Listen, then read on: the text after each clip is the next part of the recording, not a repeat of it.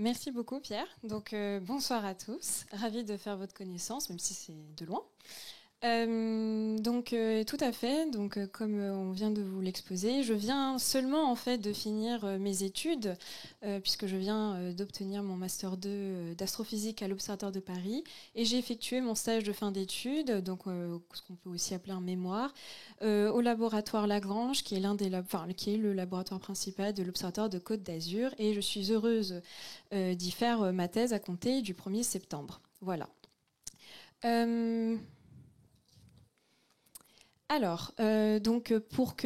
Pour illustrer en fait, enfin plus qu'illustrer finalement, pour vous expliquer pourquoi ce titre, je vous ai indiqué ici, même si je vous rassure, ce sera rappelé à chaque fois pour être certain que vous restez avec moi jusqu'à la fin de cet exposé. Tout d'abord, je trouvais ça assez intéressant finalement de rappeler un petit peu quels sont les composants de l'univers et surtout de vous rappeler les échelles. Parce qu'on sait tous qu'il y a des galaxies, du gaz, de la poussière, des étoiles, mais finalement, je pense pas que forcément tout le monde arrive à bien situer qui est dans quoi. Ensuite, ce qui permet en fait d'aboutir à un focus sur les étoiles, de comprendre ce qu'on appelle par évolution stellaire. Et en particulier, vous allez voir, on a plusieurs gammes de masse pour les étoiles et on va se focaliser sur des étoiles qui ressemblent à celles du Soleil. Donc c'est pour ça qu'on dit que c'est des étoiles de type solaire. Et donc, aile de Puppis, je vais vous présenter quelle est cette étoile. Et plus qu'une étoile, c'est une étoile qui est en système binaire. Et donc, ça a été l'étoile que j'ai étudiée pendant 4 mois.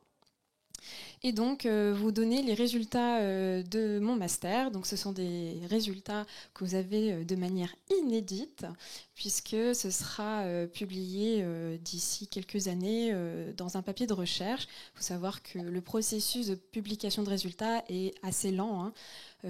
C'est pas anormal si je vous dis que ce sera pas pour tout de suite. Et j'en profite pour, je pense que vous l'avez reconnu, hein, donc c'est la première image du fond profond fait par le James Webb. Donc j'ai aussi mis quelques-unes des images des 5 résultats publiés par la collaboration du James Webb. Voilà, pour être aussi en phase dans l'actualité. Alors, les composants de l'univers. Comment on décrit l'univers à l'heure actuelle? Donc, l'univers est âgé de 13,8 milliards d'années, en considérant la théorie du Big Bang. Voilà, il y a une petite faute jusqu'en 2022.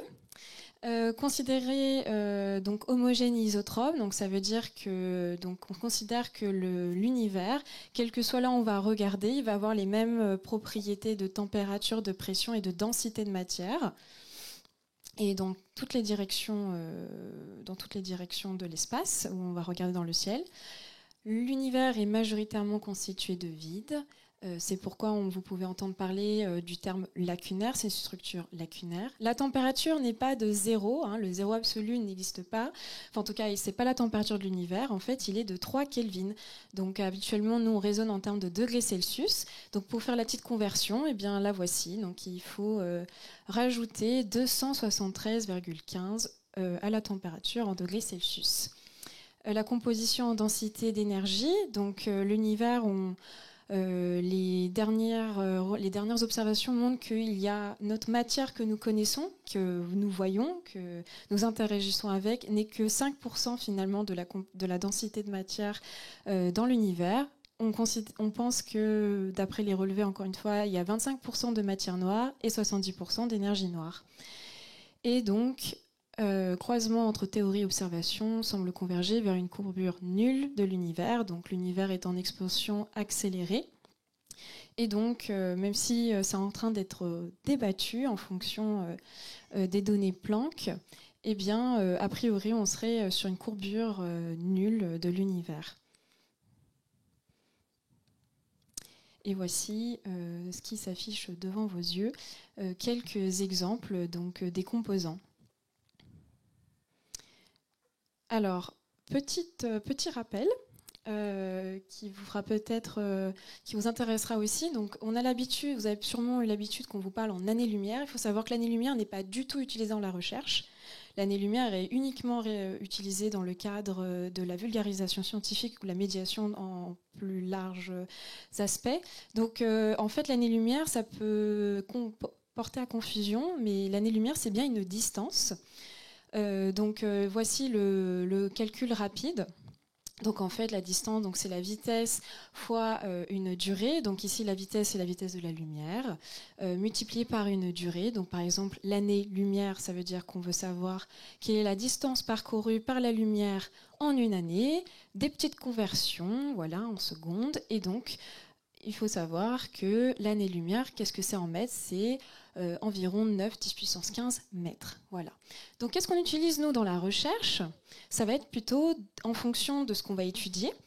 On a ce qu'on appelle l'unité astronomique. Je pense que c'est quand même encore une grandeur que vous avez déjà dû lire quelque part. Donc, c'est une distance qui est très utilisée dans le cadre de la planétologie, c'est-à-dire lorsqu'on va vouloir étudier les planètes par rapport à une étoile haute. Et donc, ça correspond à 150 10 puissance 6. Donc, 10 puissance 6, c'est millions kilomètres. Et donc, pour le coup, par exemple, dans le cadre de cette conférence, vous allez voir à un moment donné, je vais vous dire à quelle distance se situe L2 pubis. Donc, vous verrez aussi la contraction L2 pub, c'est son petit surnom. Eh bien, il s'avère qu'on utilise le parsec. Et le parsec, ça se définit par rapport à l'année-lumière, c'est 3,26 années-lumière. Enfin, c'est la conversion, pardon, c'est pas la définition par rapport à l'année-lumière. Et la troisième, qui est plutôt utilisée presque uniquement dans un cas particulier de l'astronomie, s'appelle la cosmologie. C'est ce qu'on appelle le redshift. Donc le redshift, c'est le Z que vous voyez là. Et qu'est-ce qu'il a de différent avec les autres? C'est simplement qu'on va prendre en considération que l'univers, en fait, il est en mouvement, c'est-à-dire qu'il est en expansion. Voilà, ce que les distances là ne traduisent pas.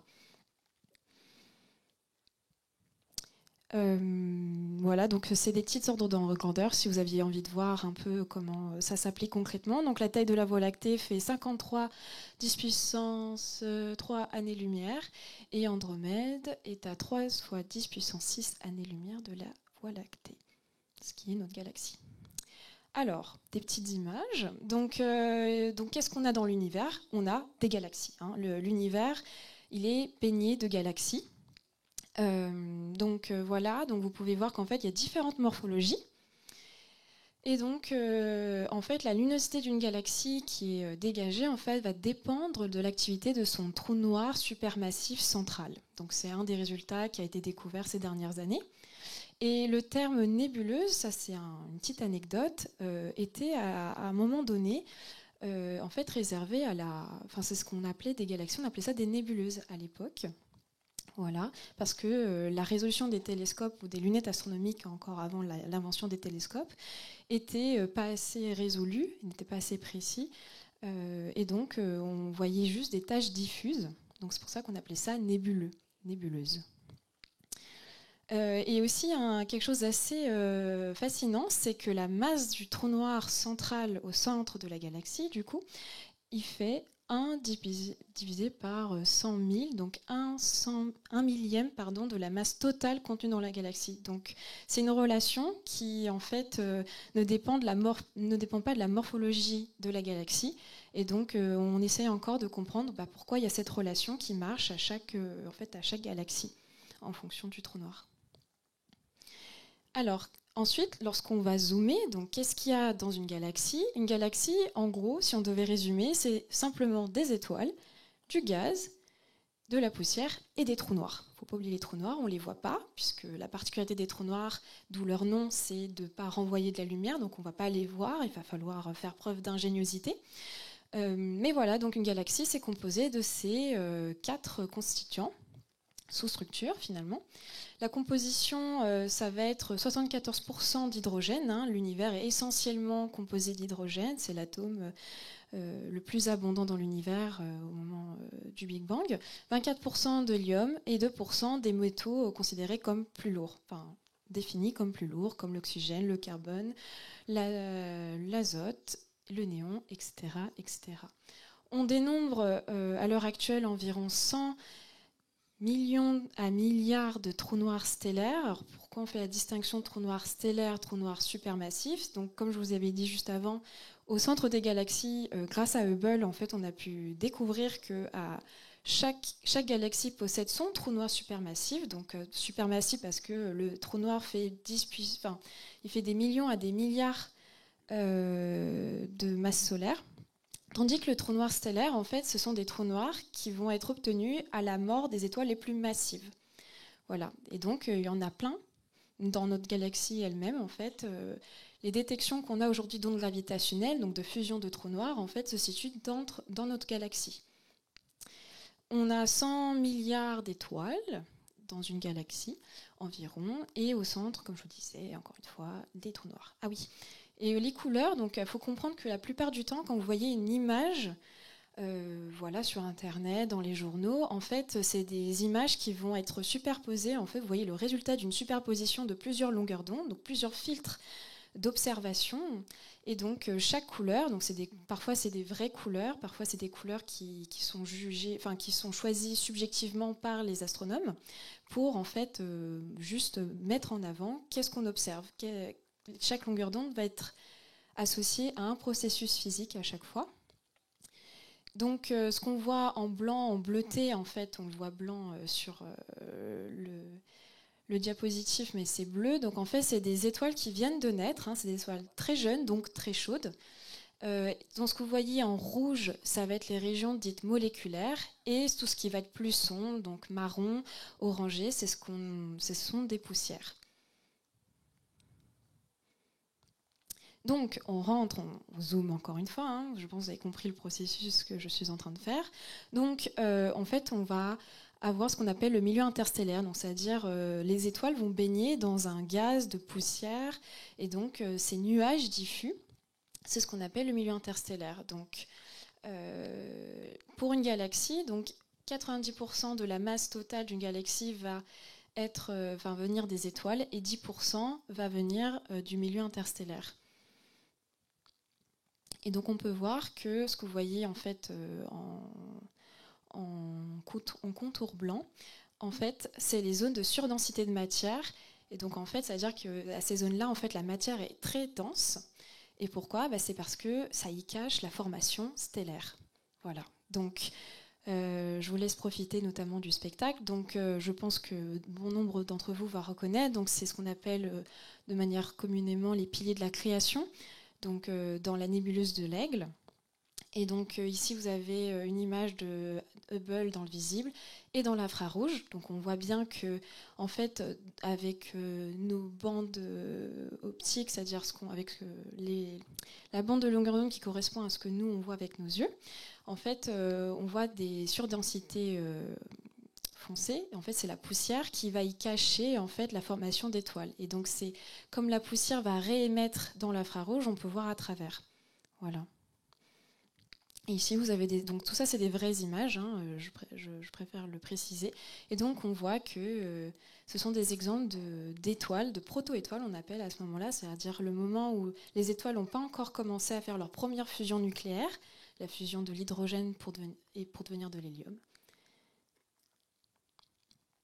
Et donc, pour être en phase avec l'actualité, comme je vous disais, donc notamment le James Webb a montré une portion de la nébuleuse de la Carène. Donc voilà, ici c'est pour vous le resituer par rapport à la carte du ciel. Donc en zoomant, vous voyez, donc on voit la nébuleuse ici. En zoomant encore plus, c'est-à-dire à ce niveau-là, on obtient cela. Donc on reconnaît le gaz et la poussière. En zoomant encore plus, on obtient finalement l'image. Donc ici, ce qui est intéressant, c'est l'impression que c'est un peu plus flou. En fait, c'est parce que c'est obtenu avec un télescope au sol. Donc, c'est l'un des télescopes des sites de l'ESO, donc là, l'observatoire de l'hémisphère sud. Et donc ici, c'est avec Hubble. Et maintenant, avec le James Webb, donc on voit qu'on a non seulement un gain de résolution, de précision, mais en fait, on voit d'autant plus voilà, c'est un peu malheureux, vous êtes un peu loin, mais je vous conseille de regarder ça en rentrant chez vous. Mais donc on voit vraiment beaucoup plus les ondes de choc notamment, qui peuvent être vraiment sondées grâce à l'infrarouge. Puisqu'ici, donc Hubble, c'était surtout du visible. et à la limite du proche infrarouge, alors que le James Webb est vraiment dédié à l'infrarouge, donc à étudier d'autant plus la formation d'étoiles notamment. Alors là, on va entrer plus dans le vif du sujet, c'est-à-dire le cycle de vie stellaire. Donc vous voyez ici avec ce graphique, qui est évidemment donc là une illustration, un schéma simplifié. Donc en fonction de la masse de départ de l'étoile, c'est-à-dire au moment de l'effondrement gravitationnel de la poussière, donc en se condensant, ça va former une proto-étoile et après une étoile au moment où elle va commencer ses réactions nucléaires, eh bien elle ne va pas avoir le même cheminement, elle ne va pas avoir les mêmes stades d'évolution stellaire. Et donc là, par exemple, de ce fait, en fonction de la masse initiale de l'étoile, elle ne va pas avoir le même stock, le même nombre d'atomes d'hydrogène, en fait. Et donc, elle va vivre plus ou moins longtemps. Donc, plus l'étoile va être massive, plus vite elle va consommer son stock d'hydrogène. Et donc, ce qu'il faut savoir, c'est que le fameux tableau de Mendeleïev, moi, je le trouve incroyable, parce que, en fait, tous ces atomes qu'on a dû apprendre à un moment donné, peut-être dans notre vie, c'est le résultat de plusieurs générations d'explosions d'étoiles. Et donc, je trouve ça fabuleux de se dire qu'en fait, ce sont vraiment des poussières d'étoiles. Donc ensuite, quand l'étoile est née, on va voir le reste de poussière qui va rester autour de l'étoile, va être utilisé pour former des planètes. Et donc ici, ce sont des vraies images du disque protoplanétaire, on appelle. Et en fait, ce sont la formation des étoiles des planètes qui se forment autour de l'étoile qui est en formation. Et donc, c'est ce qu'on appelle des exoplanètes quand on est évidemment en dehors du système solaire. Donc, en fait, il y a finalement très très peu de vraies images d'exoplanètes. Donc, la plupart des images que vous voyez sur Internet, en fait, ce sont des illustrations d'artistes qui essayent évidemment de se rapprocher au mieux avec les données qu'on a des planètes qu'on observerait avec les télescopes, mais ça reste pas des observations directes. Et on n'en a que quelques-unes, donc notamment ces exemples ici. Donc le but, c'est de cacher l'étoile centrale pour mettre en avant, en fait, l'exoplanète. Et vous voyez, c'est juste un petit point. Et a priori, avec le James Webb, on serait capable d'avoir beaucoup plus d'informations, notamment en termes des atmosphères, puisque le but, à terme, c'est d'étudier en particulier les atmosphères pour voir ces signatures biochimiques, et notamment les traces de vapeur d'eau, etc.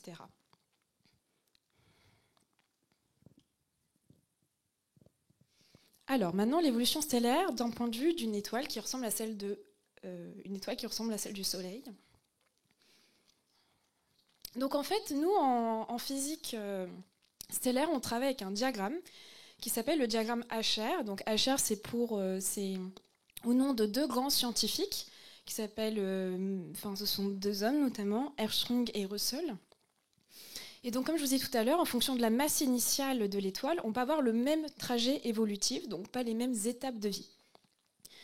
Donc, nous, on ne va pas rentrer maintenant dans le détail, on va simplement s'intéresser aux étoiles de plus faible masse, puisque le Soleil est une étoile de faible masse. Et donc, voici son trajet. Donc, le Soleil, ou une étoile qui va avoir une masse avoisinant celle du Soleil, donc quand on dit ça, c'est entre 0,5 masse solaire et la masse solaire, donc c'est 10 puissance 30 kg. Donc voici une vraie image du Soleil, donc elle est assez fabuleuse. Donc c'est issu d'un papier de recherche qui est sorti il y a un mois, et donc par un satellite qui s'appelle le Solar Orbiter. Et donc, il a pu photographier une protubérance, donc une éruption solaire que je trouve tout à fait magnifique. Donc voilà, donc ça c'est vraiment notre Soleil. Ensuite, donc, lorsque notre Soleil aura fini ce stade évolutif, donc c'est-à-dire la séquence principale, l'étoile va passer 90% de sa vie. Et donc les 10% de sa vie restante, elle va faire tout ce trajet-là. Et notamment, on a l'étoile sous l'état de géante rouge. Donc une fois qu'elle aura consommé tout son carburant d'hydrogène, elle va commencer à fusionner son carbone d'hydrogène qu'elle a du coup synthétisé à l'issue de la fusion de son hydrogène. Et donc on obtient une géante rouge. Donc voici une vraie image qui a été prise par Hubble. Donc c'est l'étoile Mira. Donc elle est assez éloignée. C'est pour ça que dès qu'on va sonder des objets qui sont plus éloignés de nous, évidemment, plus il sera difficile d'avoir une image nette. Et donc ici, une étape très importante de fin de vie, en fait, c'est la dernière étape d'une étoile. C'est-à-dire qu'une étoile, elle est par définition, elle se définit par sa capacité à faire des fusions nucléaires. Donc dès l'instant où elle ne pourra plus faire de fusion nucléaire, elle sera considérée comme morte, l'étoile. Donc ce stade s'appelle AGB. Donc le terme AGB vient du terme anglophone qui est Asymptotic Giant Branch. Donc en français, juste simplement la branche asymptotique des géantes. Et donc vous pouvez voir ici une simulation. Donc ce n'est pas une vraie observation, mais c'est une modélisation de la surface d'une étoile qui serait de faible masse à ce stade de vie-là. Donc le Soleil devrait ressembler à ça a priori. Et ensuite, au moment où elle aura fini ce stade-là, en fait, on va arriver donc ce qu'on appelle le après phase AGB. En fait, c'est une phase très courte et qui va se finir en nébuleuse planétaire. Donc, c'est-à-dire que petit à petit, l'AGB en fait va éjecter ces couches. Donc une étoile, c'est un noyau. Et ensuite, c'est que des couches. Et les couches vont petit à petit être éjectées par la force de ces vents, donc ce qu'on appelle des vents stellaires, qui vont après se propager dans le milieu interstellaire. Et c'est ça qui fait qu'ensuite on voit des superbes nébuleuses. Donc ces nébuleuses sont en fait des nébuleuses planétaires, c'est-à-dire les couches de l'étoile qui ont été éjectées à la fin de sa vie. Voilà, c'est comme ça qu'elle va enrichir du coup le milieu interstellaire. Il faut savoir que ces vents stellaires fournissent 85% du gaz du milieu interstellaire et 35% de sa poussière. Donc c'est vraiment une contribution énorme. Et ce qu'il faut savoir, c'est quand même 95% des étoiles qu'on a référencées aujourd'hui, eh bien, elles traversent cette phase évolutive-là, puisque 95% des étoiles sont de faible masse, donc des étoiles similaires au Soleil. Et donc nous finissons avec ce qu'on disait, les nébuleuses planétaires. Et comme vous pouvez voir, en fait, il y a plusieurs morphologies différentes. Donc les chercheurs se sont dit, mais comment ça se fait qu'il y a une diversité de géométrie de ces nébuleuses planétaires? Et c'est là où, en fait, on va parler de L2 Puppis. Donc L2 Puppis, c'est une étoile. Donc à l'origine, on pensait qu'elle était seule. Depuis 2015, il a été prouvé que c'est une étoile qui est en interaction avec un compagnon. À ce moment-là, on ne savait pas très bien encore dire si c'était une étoile ou une planète ou une naine brune. Bref, on ne savait pas vraiment comment le qualifier. Ouh, il y a une petite araignée. Elle a voulu s'inviter. Donc voilà, donc ici c'est plusieurs zooms. Et donc ça, ce sont des vraies images. Enfin, en fait, ça aussi c'est une vraie image. Mais ici, c'est une image qui a été prise par un des autres sites de l'ESO, donc l'observatoire localisé dans l'hémisphère sud. Et donc il s'appelle SPHERE, l'instrument particulier, si vous voulez avoir les petits détails. Et en fait, donc c'est la superposition d'une image qui a été prise dans le visible, donc je vous le rappelle, dans notre gamme de longueur d'onde que nous pouvons observer avec nos yeux, et dans l'infrarouge proche. Et donc il y a une complémentarité, et donc en fait, et donc on peut constater qu'il y a 2 points, et en fait ces 2 points, ça traduisait en fait la présence de 2 corps. Et en 2018, c'est pour ça qu'on voit encore plus. Alors si je refais l'animation. Donc juste avant, on voyait infrarouge plus optique. Ici, on voit ce qu'on voit en millimétrique, c'est-à-dire en radio. Et donc, on a pu vraiment résoudre précisément la localisation de ces 2 corps. Et même grâce à ALMA, donc c'est le nom de l'observatoire qui a pu prendre ces données-là en radio, on a pu, donc aujourd'hui, on a pu contraindre la nature de ce second objet, donc le compagnon de L2 Pup, qui est donc une étoile au stade de vie AGB, donc fin de vie d'une étoile de faible masse. Et donc ce serait une planète qui ferait du coup environ 12 fois la masse de Jupiter. Voilà. Donc ici, vous avez, pour vous dire vraiment toute transparence, c'est directement provenant de ma soutenance de mémoire. Mais je me disais, c'est quand même intéressant que si vous êtes intéressé d'avoir les détails. Mais comme vous pouvez le voir, donc, les croix indiquent le positionnement de ces deux sources en superposant avec les cartes qui avaient été obtenues par l'équipe de Pierre Kervella en 2015-2016 et plus 2018 avec Alba.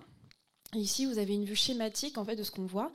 Donc on voit quasiment de face le binaire, et donc il est un peu incliné légèrement, ce qui nous permet en fait de voir le tore de poussière, le disque.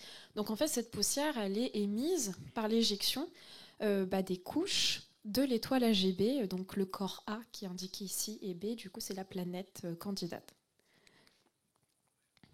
Et pourquoi cette étoile, elle est assez intéressante, et plus qu'intéressante, elle est essentielle dans notre étude, et c'est pour ça que j'ai dû l'étudier pendant 4 mois. C'est parce que, dans ce qu'on appelle un terme en anglais, c'est un benchmark, c'est-à-dire que c'est un modèle de référence pour comprendre ces étoiles de faible masse à ce stade évolutif-là. Et donc, par exemple, donc ça c'est une nouvelle fois les observations qui ont été obtenues en 2015 et 2016.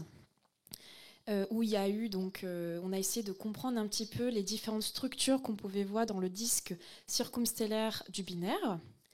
Et ici, c'est une modélisation.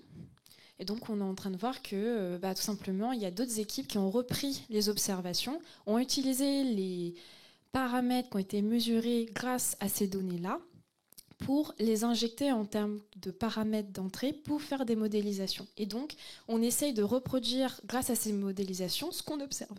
Et si on y arrive, ça nous aide à mieux comprendre en fait ce que l'on observe et donc réussir à mieux décrire théoriquement cette phase de vie-là, la fin de vie des étoiles. Alors, donc, comme je viens de vous le dire, on a compris qu'il y avait une étoile, il y avait une binarité au sein de cette nébuleuse-là, qui n'est pas vraiment encore une nébuleuse, mais du coup, on veut savoir à quel point cette binarité va influencer peut-être l'éjection de masse du coup de l'étoile AGB.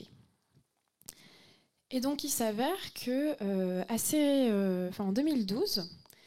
Il a été démontré, donc aujourd'hui c'est vraiment admis, donc depuis 2012 on sait que les nébuleuses planétaires qui vont avoir une forme bipolaire, c'est le résultat d'une interaction entre deux corps, c'est-à-dire une étoile qui a été dans une phase AGB et un compagnon. Donc le compagnon peut être une autre étoile, quel que soit son stade évolutif, ou une planète par exemple, comme c'est le cas pour L2Pup.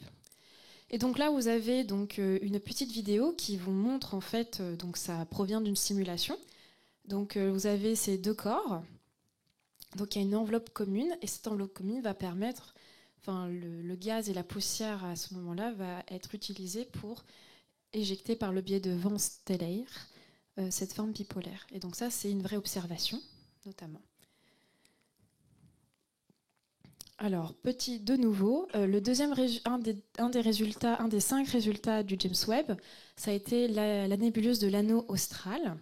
Donc ici, c'est l'image qu'on avait obtenue dans le visible avec HST, donc le Hubble Space Telescope. Et ici, ce sont les résultats du James Webb, donc dans le proche infrarouge et dans le moyen infrarouge. Donc le moyen infrarouge, c'est encore des basses longueurs d'onde. Et donc, qu'est-ce qu'on peut voir? J'espère que vous arrivez à le distinguer en tout cas. Il y a bien 2 corps. Donc cette image, donc le James Webb, rien qu'avec la publication de ces images-là, a pu une nouvelle fois officialiser et démontrer qu'il y a bien au centre des nébuleuses planétaires des étoiles binaires. Donc en fait, il y a beaucoup. On pense qu'aujourd'hui que la plupart des nébuleuses planétaires en fait possèdent en leur centre des systèmes binaires. Et donc on se dit, si à ce stade, c'est-à-dire vraiment là, l'étoile, elle est en fin de vie, c'est même plus qu'elle est en fin de vie, c'est que l'étoile AGB n'est plus une étoile AGB, elle est considérée comme une étoile morte, donc c'est-à-dire une naine blanche. Donc on se dit, si elle est en système binaire à ce stade-là, si on se rappelle du diagramme HR, donc le diagramme d'évolution stellaire, juste avant, c'est la phase AGB.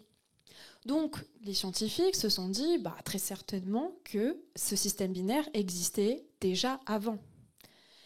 Et donc, ça a été confirmé par un papier tout à fait récent, en 2021. Oui, ça doit être ça, oui, c'est ça. Et donc, ici, vous avez une vraie observation qui a été faite à nouveau avec ALMA, donc les bandes millimétriques. Et donc, ça a été reproduit par une simulation. Donc là, elle est en train de tourner. Donc, je ne sais pas si vous voyez, il y a la propagation du vent. Et donc, voilà, et on voit que c'est notamment cette morphologie de vent à ce stade AGB, parce qu'il y a la présence d'un binaire au centre. On a ce qu'on appelle une structure en rose, parce que ça ressemble à une rose. Et donc ici, une autre équipe a fait des travaux de simulation en 2 dimensions et en 3 dimensions. Et donc on voit que ça reproduit quand même assez fidèlement ce que nous observons. Et donc L2Pub nous a permis de confirmer qu'effectivement, dès la phase AGB, il est possible d'observer une binarité. Donc ici, ce sont mes résultats. Je suis très contente de vous les partager. Donc, qu'est-ce qu'on voit ? Donc ici, cette carte, c'est en lumière ce qu'on appelle intensité totale émise. Donc ici, c'est vraiment la lumière émise par l'étoile. Et donc, ce qu'on ne voit pas, c'est la lumière qui a été absorbée. Donc, ce qu'on voit, donc, ce qui est lumineux, c'est vraiment l'intensité de lumière émise par l'étoile AGB. Et ici, en fait, ça a été observé par une autre caméra. Donc, on est au VLT. Il y a une des caméras de l'instrument sphère qui s'appelle ZIMPOL, qui observe simplement dans le visible. Et la caméra IRDIS, elle, s'occupe du proche infrarouge. Et donc, ce qu'on voit ici, c'est en fait à la fois le disque de poussière et un petit peu de la lumière émise par, encore une fois, l'étoile AGB. Et donc, en fait, il y a vraiment une complémentarité entre ces 2 images. Vous verrez juste après, je les ai superposées. Et ici, vous avez en fait un peu l'entre-deux, c'est-à-dire que là, on est avec ZIMPOL, mais grâce à ce qu'on appelle l'option polarisation de l'instrument sphère, en fait, on est capable de voir de quelle manière la lumière a été diffusée, c'est-à-dire de quelle manière la lumière a été déviée. Et donc, c'est ce qu'on voit ici. Donc, en fait, ce que vous ne voyez pas au milieu, c'est ce qu'on voit ici. En fait, c'est pourquoi ? C'est parce que la lumière, elle est diffusée en raison de l'existence de poussière. Et donc, plus on va s'enfoncer dans les longueurs d'onde de l'infrarouge, et plus, en fait, on va voir l'émission propre thermique du disque de poussière, tandis que lorsqu'on va aller, on va, du coup, augmenter, lorsqu'on va aller aux courtes longueurs d'onde, on va davantage avoir en fait la diffusion de la lumière par les poussières. Donc en fait, ces observations-là, ces cartes que j'ai obtenues, elles ont confirmé qu'effectivement, encore une fois, la binarité, on arrive à distinguer encore une fois. Donc c'est des cartes c'est des observations qui ont été obtenues plus tard, parce que donc c'est le deuxième résultat que j'ai obtenu. On a fait une étude d'évolution dans le temps, et ça c'est la première fois que ça n'a jamais été réalisé, c'est-à-dire que le papier qui a été publié en 2015 par Pierre Carvela et son équipe, c'était sur une date d'observation, une nuit d'observation donnée. J'ai étudié près de 25 observations au total, et j'ai dû les comparer les unes avec les autres. Et ici c'est juste un petit échantillon, donc j'ai pris 5 des 23 cartes que j'ai obtenues dans la bande du visible. Et donc on peut voir que sur des échelles de quelques mois, donc c'est rien du tout à l'échelle astronomique, je vous rappelle, il faut remettre dans le contexte, eh bien on va voir qu'il y a des choses qui se passent, il y a des choses qui bougent, il y a des choses qui apparaissent et qui disparaissent à un certain moment et qui reviennent. Et donc on n'est pas étonné, puisqu'on le voit, on a déjà vu ça en fait avec l'étude de d'autres étoiles, donc plutôt des super géantes rouges, donc par exemple Bételgeuse, vous avez dû aussi, c'est un mot je pense qui vous fait tilt dans la tête. Donc on a déjà vu des étoiles qui avaient l'apparition comme ça, et on pense que c'est parce que c'est ce qu'on appelle des clumps, c'est-à-dire des nuages de gaz en fait, qui provient de l'éjection de matière de caractéristiques de la phase AGB. La phase AGB, c'est l'éjection des couches petit à petit de l'étoile, jusqu'à en rester plus que le noyau, et donc devenir une naine blanche. Et donc voilà, donc en fait, lorsqu'on la voit plus, simplement parce qu'il y aurait un obscurcissement de la poussière à ce niveau-là, parce qu'ici, ce qu'on voit en sombre, en fait, c'est là où il y a le disque de poussière. Avec IRDIS, donc avant, c'est donc le résultat avec la caméra optique, enfin visible, pardon. Et en infrarouge, donc on obtient ça. Donc en fait, plus on va s'enfoncer, entre guillemets, dans l'infrarouge, en fait, on va voir que l'émission du disque. Ici, on a encore un petit peu la contribution de l'intensité émise par l'étoile et diffusée aussi par la poussière. Ici, c'est vraiment l'émission de la poussière elle-même. Donc ici, vous avez la superposition de deux de mes observations. Donc voilà, c'est pour vous montrer qu'il y a vraiment une complémentarité. Donc c'est pour ça que c'est hyper important en astronomie d'avoir des télescopes et des satellites, bref, des instruments qui sont capables d'observer dans des filtres de couleurs différents, parce que chaque longueur d'onde va être caractérisée par un processus physique. Et donc avoir qu'une seule longueur d'onde ne nous permet pas de bien comprendre ce qui s'y passe. C'est pour ça qu'il est très important de confronter plusieurs filtres différents, plusieurs bandes de fréquences différentes du spectre de la lumière. Et donc nous avons fini l'exposé et je suis encore vivante. Je voulais terminer en vous donnant une petite citation. J'aime bien la donner parce que je trouve que ça résume assez bien, avec une petite pointe d'humour, en fait, le travail d'un astronome, d'un astrophysicien. Donc je vous la lis. On pourrait définir l'astronomie comme une tentative héroïque et désespérée, dans le même temps, de recueillir chaque petite miette d'information qui nous parvient du ciel pour en extraire le plus de connaissances possible sur l'univers. Donc cette citation est issue d'un livre qui est sorti, maintenant ça fait déjà quelques années, donc avant Covid, par Matteo Barsuglia, qui est l'un des personnes qui ont travaillé sur la mise en place du détecteur d'ondes gravitationnelles Virgo. Et donc c'est un livre de vulgarisation. Et donc par exemple, si vous êtes intéressé un peu par cette nouvelle astronomie multimessager qu'on appelle l'onde gravitationnelle, je vous recommande vivement d'acheter ce livre. Il est très très bien. Donc si vous souhaitez me poser des questions ou suivre mes prochains travaux de recherche, je suis comme beaucoup d'astrophysiciens sur Twitter. Ou alors de me poser vos questions si vous n'osez pas venir me voir maintenant ou plus tard. Vous avez aussi mon mail indiqué ici. Je vous remercie pour votre attention. Merci Margot. Eh ben, ça bosse dur quand même. Alors, est-ce qu'il y a des questions ? On va pas passer trop de temps avec les questions. Comme je vous ai dit tout à l'heure, ceux qui veulent en poser plus, iront voir Margot directement près d'elle. Est-ce qu'il y a des questions ? Merci. Juste une question. Vous avez abordé plusieurs fois les différentes couches qu'il y a dans une étoile. Vous pouvez les préciser ? Expliquer pour les enfants ? Moi, je suis un enfant, en fait. On est tous des enfants. On est grands enfants. Alors, par exemple, pour le cas d'une étoile AGB, donc voilà. Donc en fait, une étoile AGB, ça va être un noyau qui va être dégénéré de carbone et d'oxygène. Donc ça veut dire que, en fait, une étoile de faible masse va pas synthétiser des éléments chimiques plus lourds que le carbone et l'oxygène, parce qu'elle a une masse limitée. Et donc ça, c'est le cœur. Et ensuite, en couche, ce qu'on définit en couche, c'est donc le résultat des fusions qui se sont produites au cœur, qui vont être amenées petit à petit jusqu'à la surface de l'étoile. Et donc, et en fait, dans cette phase-là, à l'AGB, il va y avoir deux couches en particulier où il va y avoir encore un petit peu de fusion submédiaire qui vont se passer. Donc, il y a une couche d'hydrogène d'abord, d'hélium, et ensuite une couche d'hydrogène.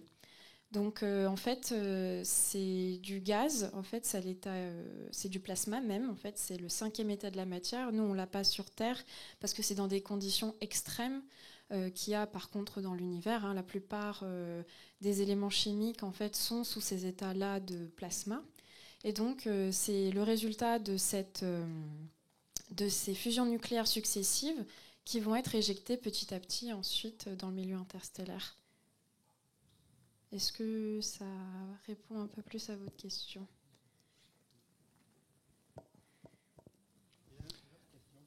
Oui, j'avais une autre question. Alors, ça parle pas trop de ce que vous avez évoqué sur l'étoile L de Puppis, c'est ça le nom.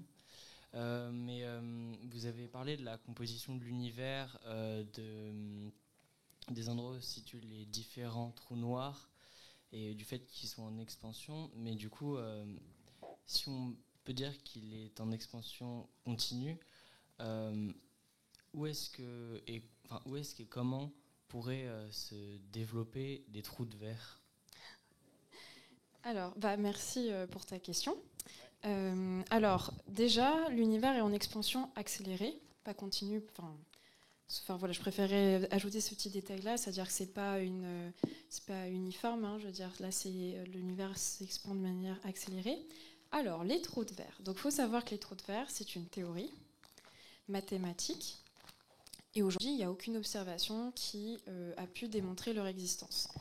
Donc ça ne veut pas dire que peut-être qu'on en détectera, mais à l'heure actuelle, on n'a aucune preuve observationnelle qui nous permet de montrer que ça existe. Donc voilà.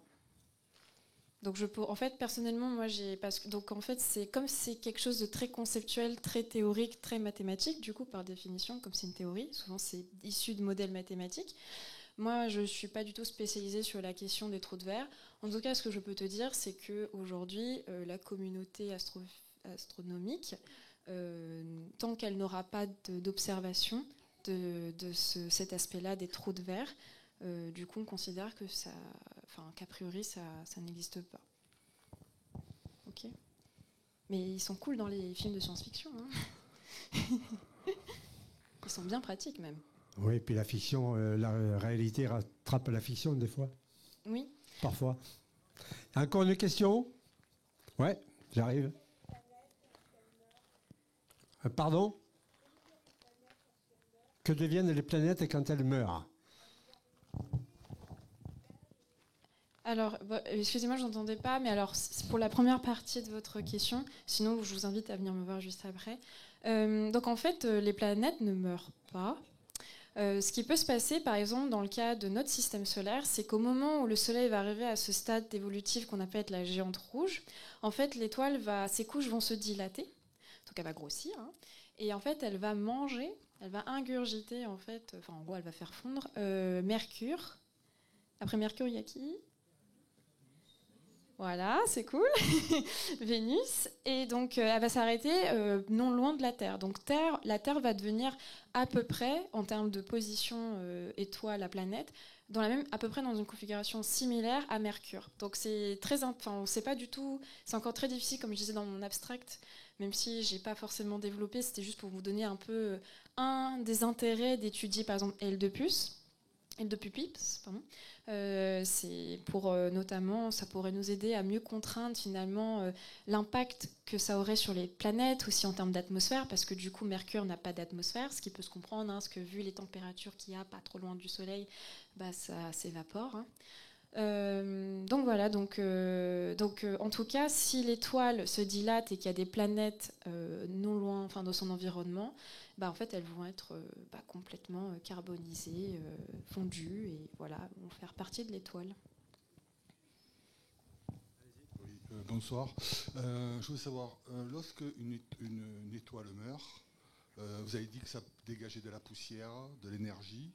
Et je voulais savoir, est-ce que cette énergie ne permet pas de faire fonctionner l'univers ? C'est-à-dire un genre de carburant qui permettent de faire fonctionner l'univers. En fait, la poussière, peut-être j'ai pas été claire, donc ça tombe bien que vous soulevez ce point. En fait, l'étoile va pas directement, elle n'éjecte pas de la poussière, hein. C'est vraiment du gaz qu'elle éjecte, mais en fait c'est les ondes de choc qui va se passer avec le milieu interstellaire, c'est derrière les chocs ça va former en fait des grains de poussière, voilà, c'est juste, il y a un schéma qui vous explique ça, voilà, donc ici où on est au niveau du cœur, je vous disais, donc pour des étoiles de faible masse qui a ce stade AGB, donc on a un cœur uniquement composé de carbone et d'oxygène, dans un état assez complexe qu'on appelle dégénéré. Et donc ensuite vous avez les couches. Et donc les poussières se forment à ce moment-là, c'est-à-dire que en fait, tant qu'on va être trop proche de la surface de l'étoile, en fait, les poussières vont pas pouvoir se former parce que la pression de radiation et la puissance de radiation de l'étoile va être trop importante. Ça va du coup ioniser l'environnement et empêcher la condensation des poussières, donc la formation de grains finalement. Donc voilà, c'est bien après. Donc voilà, je voulais juste dire ce point-là. Et alors du coup, j'ai oublié l'autre partie de votre question finalement, je suis désolée. Ah oui. Alors ça peut pas être un carburant.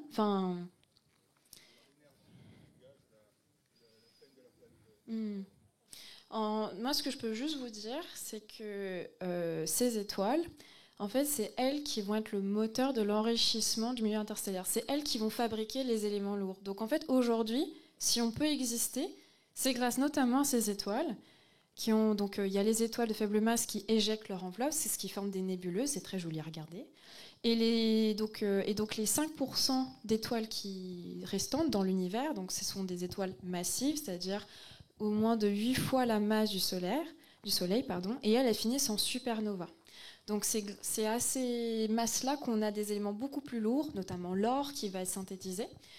Et donc voilà, donc les étoiles, si elles sont motrices de quelque chose, ça va être de la fabrication des éléments qu'on connaît dans le tableau de Mendeleïev. Ça vient directement des étoiles. C'est des usines à éléments chimiques.